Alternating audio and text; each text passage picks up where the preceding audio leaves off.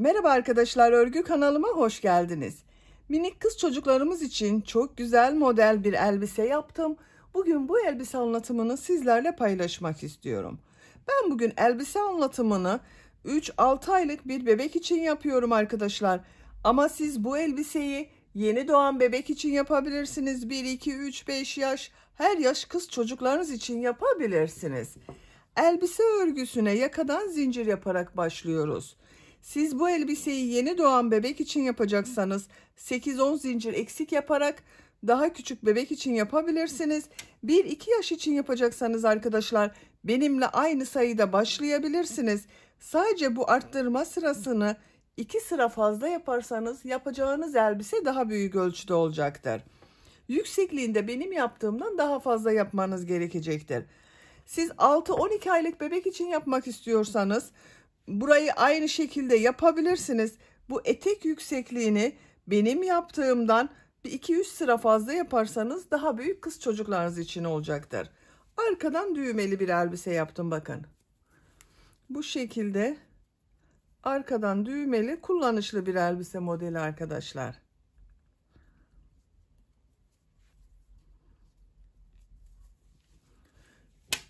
Güzel balon kollu bir elbise, bakın gördüğünüz gibi çok güzel. Model bölümünü kollarda yaptım. Balon model yaptım kol örgüsünde. Buralarda süsleme yaptım arkadaşlar. Kol ucuna da aynı şekilde süsleme yaptım. Bakın buraya da kurdale taktım. Tercihinize göre siz istediğiniz gibi süsleyebilirsiniz. Buna takım yapmak isterseniz bakın çok güzel bir kilot var arkadaşlar. Altından giydirerek kullanabilirsiniz. Bunun gibi bir kilot yapmak isterseniz bunun anlatımını ben yaptım. YouTube kanalıma yükledim arkadaşlar. Sizler için bunun olduğu YouTube linkini bu izlediğiniz elbise videosunun açıklama bölümüne ekliyorum. Siz izlediğiniz bu videonun açıklama bölümünde bulunan link üzerine tıklarsanız bundan yaparak bebeğinizde kullanabilirsiniz. Elbisenin örgüsünde iplik olarak beyaz renk iplikten 50 gram iplik olması yeterli. Pembe renk iplikten de bir adet 100 gram ipliğe ihtiyacınız var arkadaşlar. 340-360 metrelik bir iplik yeterli olacaktır. Ben bugün bu elbiseyi pembe ve beyaz yaptım. Siz bu elbise örgüsünde istediğiniz marka iplik ve renkleri kullanarak yapabilirsiniz. Yazlık elbise yapacağınız için arkadaşlar merserize koton iplikleri tercih edebilirsiniz. Tığ olarak elimin sıklığına, iplik kalınlığına uygun olarak 5 numara 3 milimetre tığ kullandım.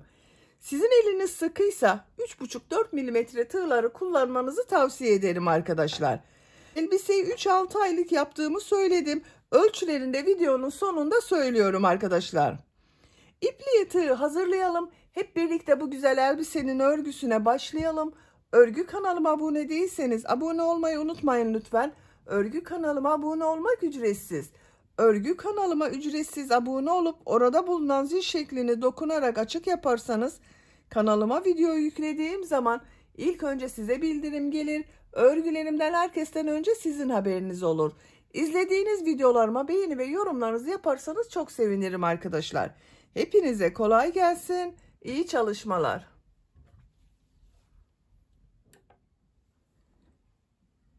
Örgüye yakadan zincir yaparak başlıyorum. Zincir yapmak için ilk ilmeği bakın şu şekilde yapıyorum. Zincirleri yapmaya başlıyorum. Çok sıkı zincirler yapmayalım arkadaşlar. 80 zincir yapıyorum. 80 zincir yaptım. Bakın bu şekilde çok sıkı olmayan zincirler yaptım. 3 zincir dönüş için yapıyorum. 1, 2, 3. Tığ üzerine iplik alıyorum. 3 ilmek atlıyorum. 1, 2, 3. 4. ilmek içine trabzan yapıyorum. Bu 3 ilmek atladığımda bir trabzan arkadaşlar. 11 trabzan yapıyorum. Bakın bu zincirle birlikte 2 trabzan oldu. 11 trabzan yapıyorum. 3, 4, 5, 6, 7, 8, 9, 10, 11. 11 trabzan yaptım. 2 zincir yapıyorum. Tığ üzerine iplik alıyorum. Bakın aynı ilmeği değil, yanında bulunan ilmeğe trabzan yapıyorum. Kol bölümü için 18 trabzan yapıyoruz.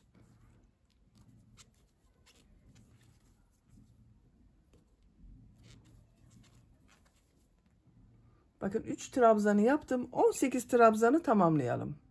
Kol bölümü için 18 trabzan yaptım. 2 zincir yapıyorum. Tığ üzerine iplik alıyorum. Diğer ilmek içine trabzan yapıyorum. Diğer ilmekleri de trabzan yaparak devam ediyorum.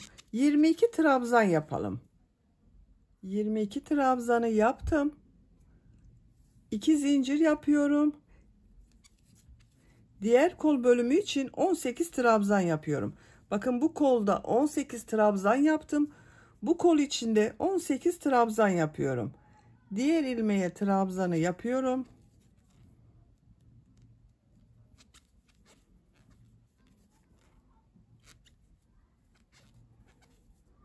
18 trabzanı yapalım. Diğer kol içinde 18 trabzanı yaptım. 2 zincir yapıyorum. Tığ üzerine iplik alıyorum. İlk ilmek üzerine trabzan yapıyorum. Buraya da 11 trabzan yapıyorum arkadaşlar. Bakın buraya 11 trabzan yaptım. Burayı da 11 trabzan yapıyorum. 1 2 3 4 5 6 7 8 9 10 11 trabzan yaptım. Bakın arkadaşlar, bu sırada yaka ayrımlarını yaptım. Buralara 11 trabzan yaptım. Kol için 18 trabzan yaptım. Bunun ikisinin toplamı olan buraya da 22 trabzan yaptım. Siz bunu yeni doğan bebek için yapıyorsanız buraları 9 trabzan yapabilirsiniz. Bunun toplamı olarak burayı 18 trabzan yapabilirsiniz. Bu kol bölümlerini de 12-13 trabzan olarak yapabilirsiniz. Daha büyük çocuk için yapacaksanız da buraları kaç trabzan yaptıysanız buraya yaptığımız trabzanı 2 katı yapacaksınız arkadaşlar. 12 trabzan yaptıysanız burayı 24 trabzan, kol bölümünde 20-22 trabzan yapabilirsiniz. Şimdi ikinci sıradayız. Bir zincir yapıyorum, örgüyü çeviriyorum. İlk ilmek üzerine trabzan yapıyorum. Diğer ilmekleri de trabzan yaparak devam ediyorum. Bu arttırma yapacağımız 2 zincire kadar devam edelim. Arttırma yapacağım yere kadar bakın trabzanları yaptım. 11 trabzan yaptım buraya arkadaşlar. Tığ üzerine iplik alıyorum. Bu arttırma yerine bir trabzan, 2 zincir, bir trabzan yapıyorum.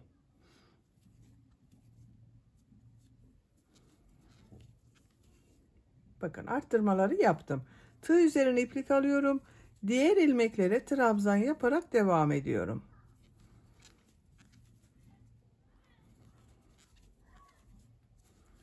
Arttırma yerine kadar devam edelim. Diğer arttırma yerine kadar trabzanları yaptım.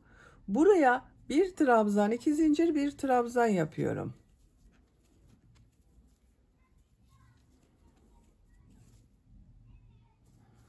Diğer ilmekler üzerine trabzan yaparak devam ediyorum.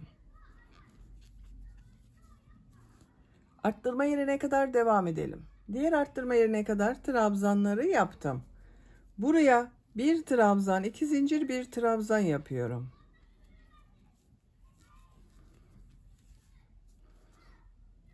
İlmekler üzerine trabzan yaparak devam ediyorum. Buraya kadar devam edelim. Arttırma yerine kadar trabzanları yaptım. Buraya bir trabzan, 2 zincir, bir trabzan yapıyorum.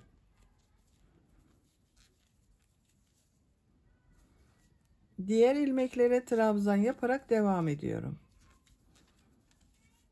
Sıra sonuna kadar devam edelim. Sıra sonuna kadar tamamladım. Son ilmeği bir önceki sırada 3 zincir atlayarak yaptığım bir trabzan vardı. Bunun son zincir üzerine bakın tığ takıyorum. Trabzan yapıyorum. 2 sırayı tamamladım arkadaşlar. Görüntü olarak bakın bu şekilde oldu. 3. sıradayım. 3. sırada pembe renkli iplik ile bir sıra sık iğne yapıyorum.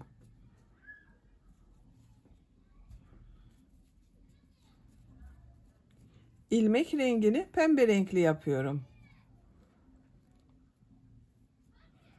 Bir zincir yapıyorum. Örgüyü çeviriyorum. İlk ilmek üzerine sık iğne yapıyorum.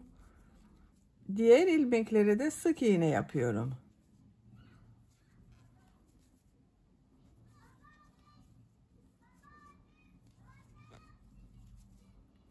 Arttırma yerine kadar devam edelim. Arttırma yerine kadar bakın sık iğneyi yaptım.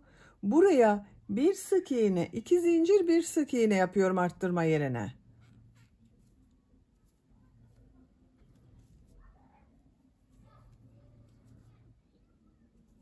Diğer ilmeklere birer defa sık iğne yapıyorum. Diğer arttırma yerine kadar devam edelim. İlmekler üzerine sık iğne yaparak arttırma yerine kadar tamamladım.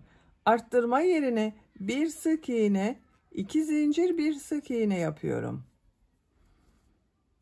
Diğer ilmeklere birer defa sık iğne yapıyorum. Bu arttırma yerinde de bir sık iğne, 2 zincir, bir sık iğne yapalım. Diğer ilmeklere birer defa sık iğne yapalım. Sıra sonuna kadar tamamlayalım. Sıra sonuna kadar sık iğne yaparak tamamladım. Arttırma yerlerinde bir sık iğne, 2 zincir, bir sık iğne yaptım. Pembe renkli ipliği kesiyorum.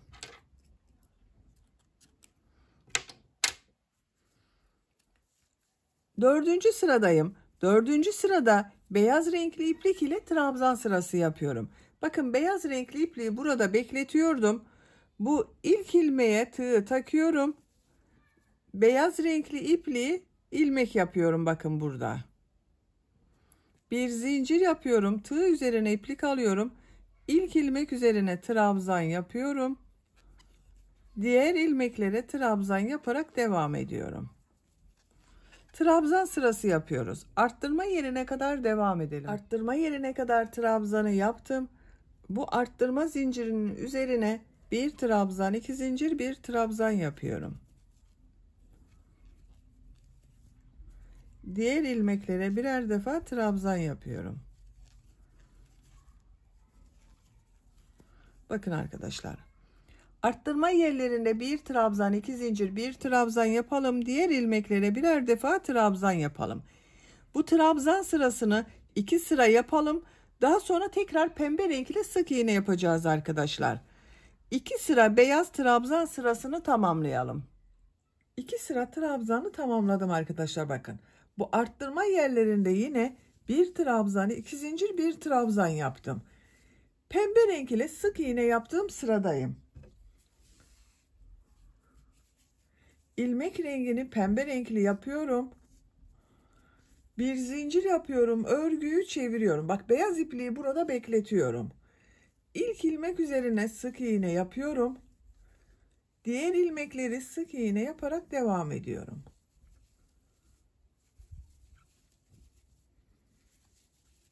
Arttırma yerine kadar devam edelim. Sık iğne yaparak buraya kadar tamamladım.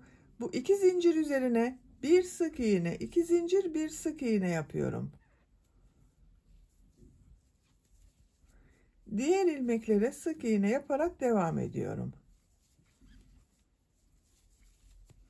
Bakın arkadaşlar.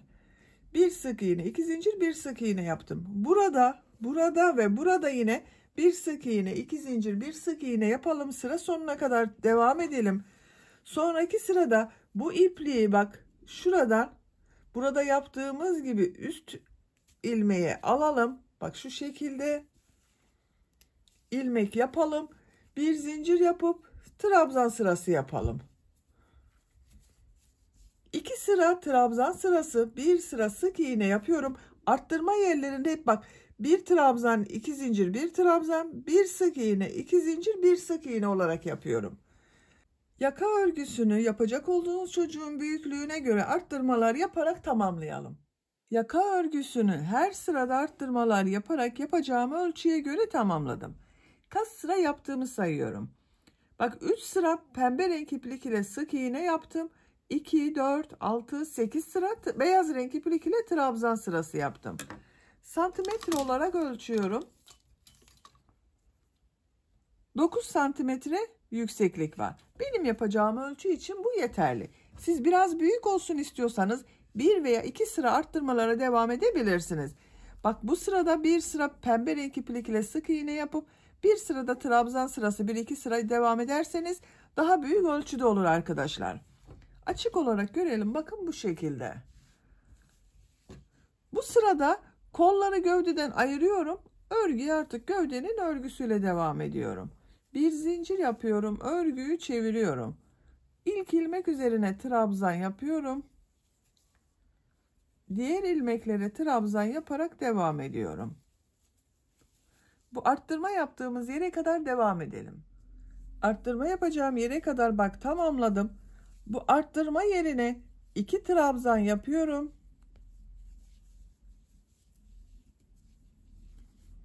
Bir zincir yapıyorum. Kolda bulunan bütün ilmekleri atlıyorum. Bu arttırma yerine 2 trabzan yapıyorum.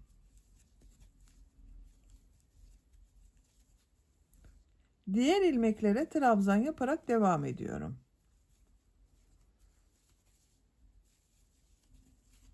Bak, bir zincir ile ön ve arka bölümü burada birleştirdik arkadaşlar. Kol altının görüntüsü böyle. Buraya kadar devam edelim. Arttırma yapacağım yere kadar bak, trabzanları tamamladım. Bu arttırma yerine yine 2 trabzan yapıyorum.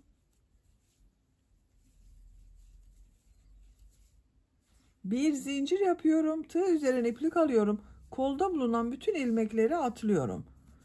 Bak, bu arttırma yerine 2 trabzan yapıyorum. Diğer ilmeklere trabzan yaparak devam ediyorum.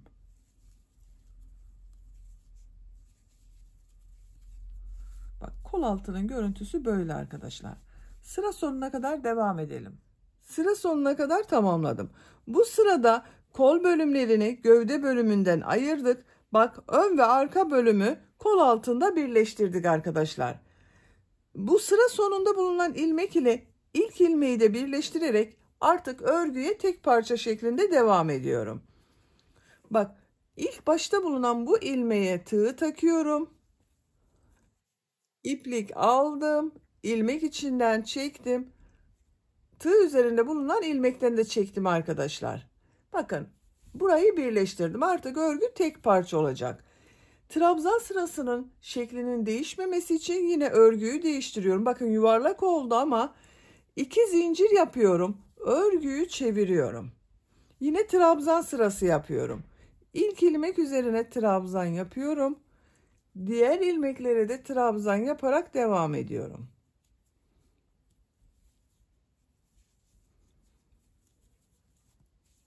Bakın, bir sıra daha trabzan sırası yapacağız.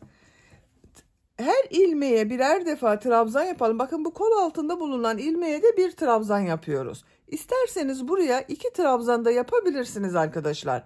Biraz geniş olsun derseniz bu kol altında bulunan ilmeğe 2 trabzan yapabilirsiniz.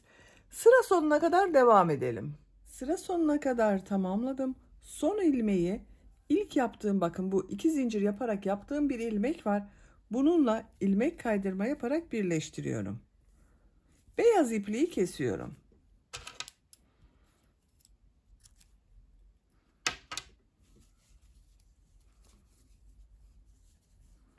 İlmeğin içinden çektim. Bakın arkadaşlar, görüntüsü böyle oldu. Şimdi elbisenin model bölümünü yerleştiriyorum. Model bölümünü pembe renkli yapıyorum. Siz bu robayı ne renk yaptıysanız o renk yapabilirsiniz arkadaşlar. İsterseniz beyaz olarak da modele devam edebilirsiniz. Ben pembe renkli yapmayı tercih ediyorum. Bakın. Bu ilmekten bir ilmek yapıyorum. Birleştirme yaptığım yerden 3 zincir yapıyorum. 1 2 3. Tığ üzerine iplik alıyorum. Bir ilmek atlıyorum. İkinci ilmek içine 3 trabzan, 2 zincir, 3 trabzan yapıyorum. Bu bir trabzan olacak. Bakın 3 zincir yaptım, bir trabzan oluyor o.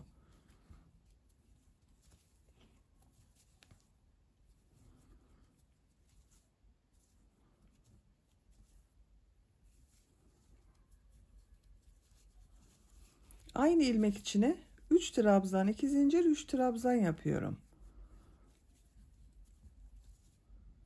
Tığ üzerine iplik alıyorum. Bir ilmek atlıyorum. İkinci ilmeğe bir trabzan yapıyorum. Tığ üzerine iplik alıyorum. Bir ilmek atlıyorum. İkinci ilmeğe burada yaptığım gibi 3 trabzan, 2 zincir, 3 trabzan yapıyorum.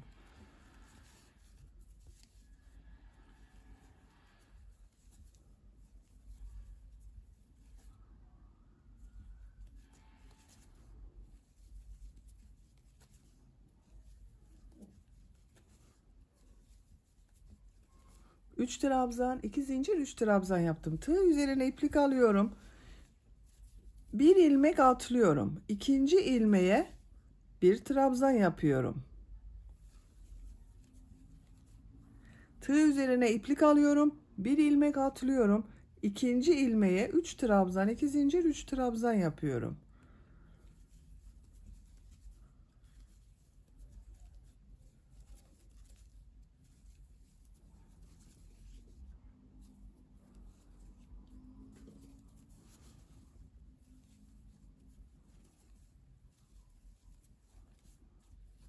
Tığ üzerine iplik alıyorum. Bir ilmek atlıyorum. Bir trabzan yapıyorum. Bakın modeli bu şekilde. Sıra sonuna kadar devam edelim. Modelleri yaparak sıra sonuna kadar tamamladım. Son modeli de bakın bu ilmeğe yaptım. Arada ilmek kalmadı trabzandan önce bakın. Modelden önce de ilmek atlamadım. Model denk gelmesi için ikinci ilmeğe bakın modeli yerleştirdim. Bu model ile ilk yaptığım bu 3 zincirden oluşan trabzanı ilmek kaydırma yaparak birleştiriyorum. Bakın sırayı birleştirdim. Bir sıraya kaç model yaptığımı sayıyorum. 2, 4, 6, 8, 10, 12, 14, 16, 18, 20, 22, 24 model. Bir sırada 24 model var. Bakın görüntüsü böyle oldu arkadaşlar. İkinci sıradayız. Model sırasının ikinci sırasındayız. Bir zincir yapıyorum. Tığ üzerine iplik alıyorum. Bu sırada bu tek yaptığım trabzanları boşluktan alarak trabzan yapıyorum. Model ortasında bulunan 2 zincir üzerine de 3 trabzan, 2 zincir, 3 trabzan yapıyorum. Bakın bu ilk 3 zincir yaparak yaptığım trabzanı şu şekilde tığı boşluğa takıyorum. İlmek aldım. Trabzan yapıyorum. Çok sıkı yapmıyorum bu trabzanı. Tığ üzerine iplik alıyorum. Model ortasına 3 trabzan, 2 zincir, 3 trabzan yapıyorum.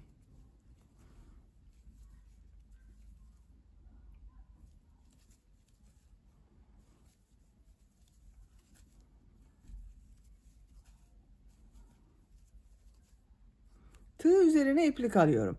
Bakın bu tek yaptığım trabzanı boşluktan alıyorum. Şu şekilde tığı boşluğa takıyorum. İlmek aldım.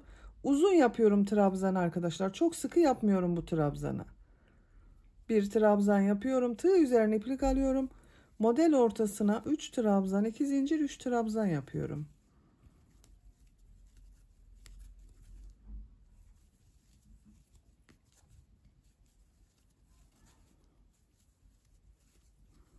İkinci modeli yaptım. Tığ üzerine iplik alıyorum. Bu trabzanı boşluktan alıyorum. Trabzan yapıyorum. Model ortasına 3 trabzan, 2 zincir, 3 trabzan yapıyorum.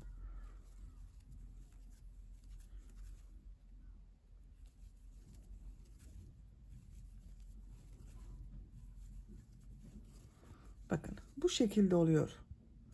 Sıra sonuna kadar devam edelim. Sıra sonuna kadar tamamladım. Son modeli burada yaptığım ilk trabzan ile ilmek kaydırma yaparak birleştiriyorum. Boşluktan alarak yaptığım bu trabzana bakın, tığ takıyorum, ilmek aldım, içinden çekiyorum. Bir zincir yapıyorum, tığ üzerine iplik alıyorum. Bu trabzanı boşluktan alıyorum, trabzan yapıyorum. Tığ üzerine iplik alıyorum. Model ortasına yine 3 trabzan, 2 zincir, 3 trabzan yapıyorum.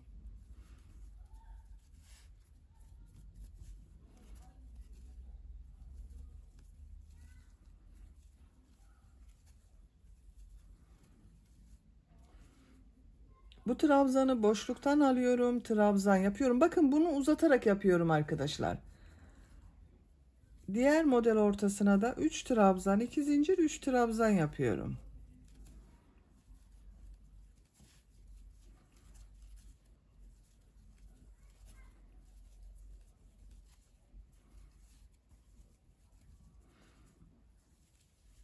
Tek trabzan yapıyorum. Bakın bu şekilde.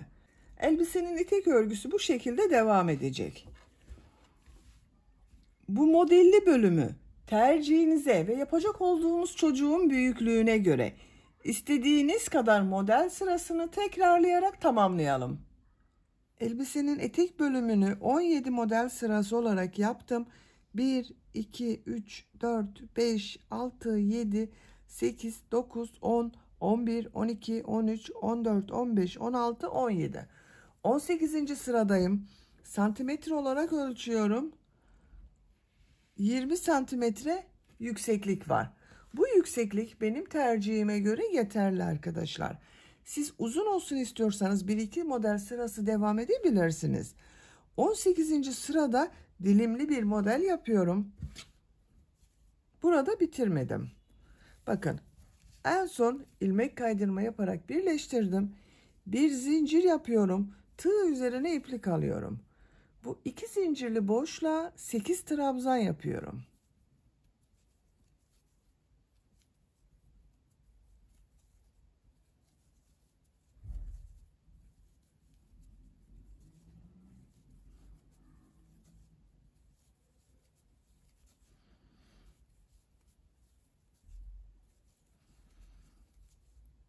Sekiz trabzan yaptım. Bir zincir yapıyorum. Bu bir trabzan yaptığım ilmek üzerine sık iğne yapıyorum. Bir zincir yapıyorum. Tığ üzerine iplik alıyorum. Diğer model ortasına 8 trabzan yapıyorum.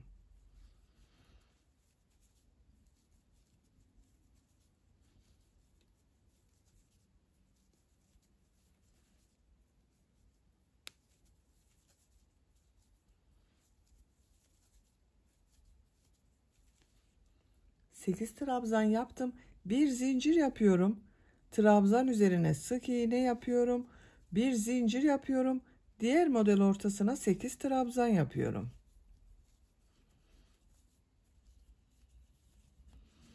Bakın arkadaşlar bu şekilde dilim modeli yapıyoruz. Sıra sonuna kadar devam edelim. Sıra sonuna kadar tamamladım. Son yaptığım modeli burada yaptığım ilk ilmek ile ilmek kaydırma yaparak sırayı birleştiriyorum. İpliği kestim arkadaşlar. İlmek içinden çekiyorum. Bakın. Etek ucu bu şekilde oldu. Çok güzel oldu.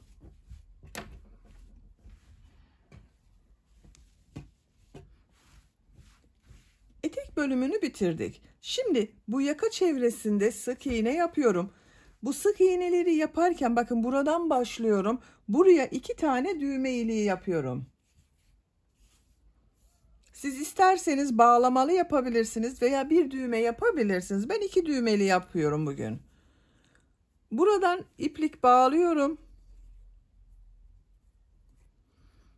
İlmek yapıyorum. Sık iğne yapıyorum. Düğmenin birisini bu yaka başlangıcına yapıyorum arkadaşlar. Bir diğerini de buraya yapıyorum. Ortasına bakın şu şekilde ikiye katlayabilirsiniz. Ortayı bulabilirsiniz.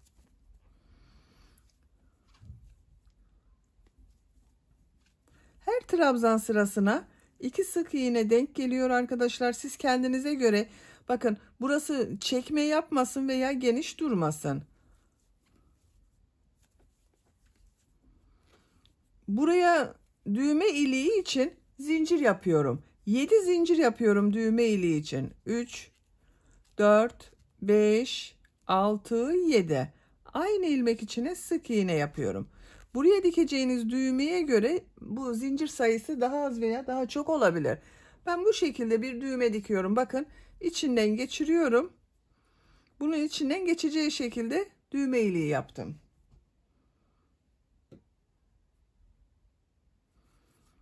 Diğer ilmeklere sık iğne yaparak devam ediyorum. Yaka başlangıcına kadar devam edelim.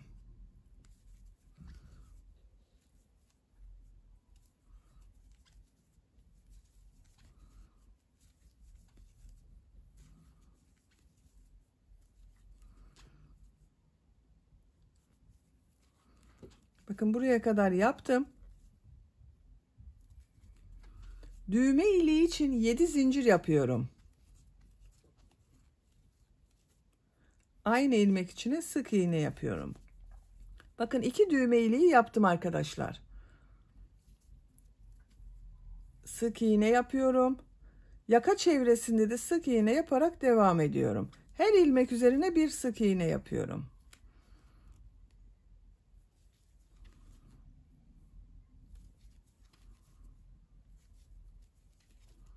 Bu şekilde bakın. Yaka çevresinde sık iğne yapalım. Diğer tarafta da sık iğne yapacağız. Düğme iliğini buraya yaptık. Buraya düğme dikeceğiz arkadaşlar. Buraya kadar devam edelim. Yaka çevresinde sık iğne yaparak bakın başladığım yere kadar tamamladım. Son yaptığım ilmeği burada başladığım ilmek ile ilmek kaydırma yaparak birleştiriyorum. İpliği kesiyorum. Ben kestim bakın şu şekilde içinden çekiyorum. Düğmelerini de diktim arkadaşlar. Düğme iliği yaptığım yerin tam karşısına düğmelerini diktim. Bakın yaka görüntüsü böyle oldu. Çok güzel oldu gördüğünüz gibi. Kol örgüsünü yapalım. Bakın kol örgüsünün birisini ben yaptım. Diğer kol örgüsünü sizinle birlikte yapalım. Bakın balon kollu bir kol yaptım arkadaşlar. Çok güzel duruyor. Özellikle bebeklerde çok şirin oluyor bu kol örgüsü. Kol örgüsüne kol altından başlıyorum. Bu etek bölümünde yaptığımız modeli yapıyorum arkadaşlar. Pembe renkli iplik ile yapıyorum. Siz isterseniz beyaz renkli iplik ile yapabilirsiniz. Kol altından ipliği bağlıyorum.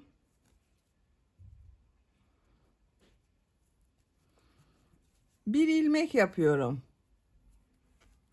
Tığ üzerine iplik alıyorum.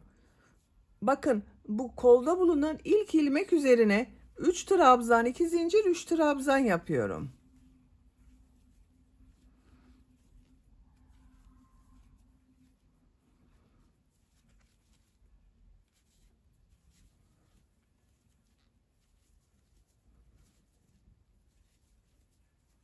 Tığ üzerine iplik alıyorum. Bir ilmek atlıyorum. İkinci ilmeğe bir trabzan yapıyorum. Tığ üzerine iplik alıyorum. Bir ilmek atlıyorum. İkinci ilmeğe 3 trabzan 2 zincir 3 trabzan yapıyorum.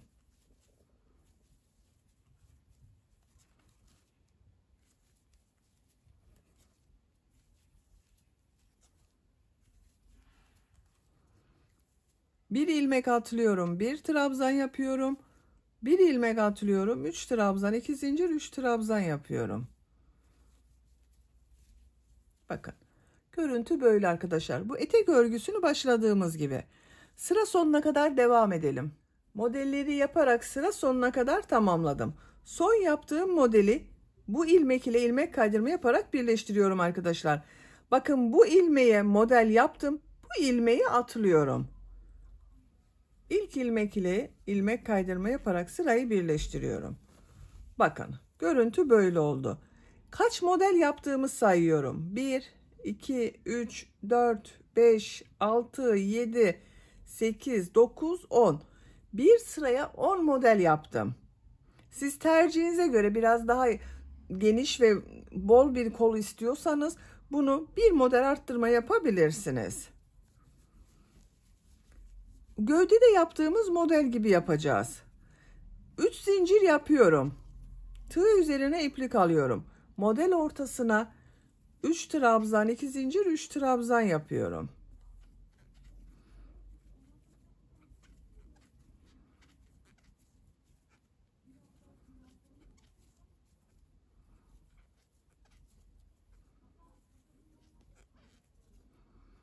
Tığ üzerine iplik alıyorum. Bu bir trabzanı boşluktan alıyorum. Trabzan yapıyorum. Diğer model ortasına 3 trabzan, 2 zincir, 3 trabzan yapıyorum. Bakın arkadaşlar. Sıra sonuna kadar devam edelim.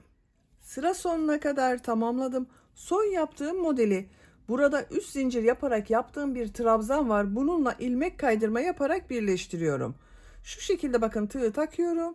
İlmek aldım, çektim. Bakın arkadaşlar. İkinci sırada aynı gövdede yaptığımız gibi trabzanları boşluktan alarak yaptık. Bu tek trabzanları. Bir zincir yapıyorum. Tığ üzerine iplik alıyorum. Bu trabzanı boşluktan alıyorum. Trabzan yapıyorum. Tığ üzerine iplik alıyorum. 3 trabzan, 2 zincir, 3 trabzan yapıyorum.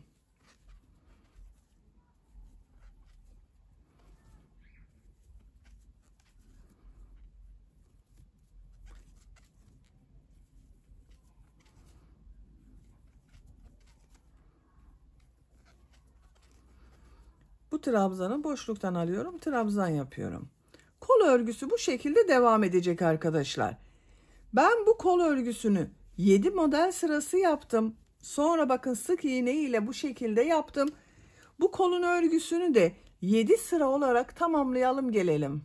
Kol örgüsünü 7 model sırası yaptım arkadaşlar. 1, 2, 3, 4, 5, 6, 7.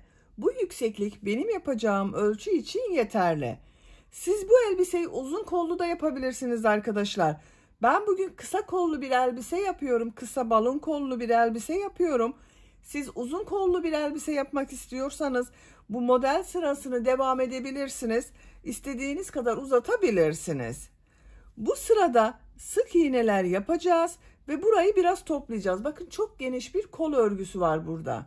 Bunu toplayacağız. Balon şekli yapacağız buraya.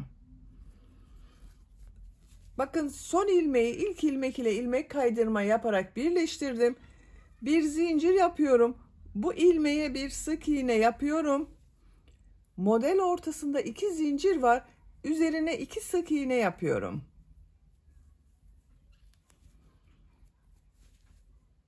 Bakın bunları atlıyorum. 3 ilmeği atlıyorum.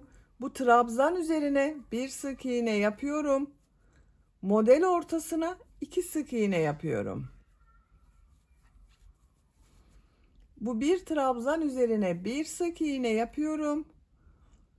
Model ortasına 2 sık iğne yapıyorum.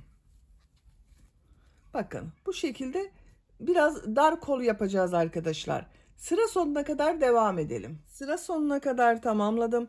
Son modelin ortasına da 2 sık iğne yaptım. İlk ilmek ile ilmek kaydırma yaparak sırayı birleştiriyorum. Bakın arkadaşlar, sık iğne yaptık. Bu şekilde oldu. İkinci sıradayım. Bir zincir yapıyorum. İlk ilmek üzerine sık iğne yapıyorum. Sık iğne sırası yapıyorum yine. Diğer ilmeklere sık iğne yaparak devam ediyorum. Her ilmek üzerine bir sık iğne yapıyorum. Sıra sonuna kadar devam edelim. Sıra sonuna kadar tamamladım. İlk ilmek ile ilmek yaparak birleştiriyorum arkadaşlar. Bakın ikinci sırayı da tamamladım. Görüntü böyle oldu. Bir zincir yapıyorum. Aynı ilmek içine sık iğne yapıyorum. Bir sıra daha sık iğne yapıyorum. Diğer ilmeklere sık iğne yaparak devam ediyorum. Sıra sonuna kadar devam edelim. Üçüncü sıra sık iğneyi tamamladım. İlk ilmek ile ilmek kaydırma yaparak sırayı birleştiriyorum. İpliği kesiyorum.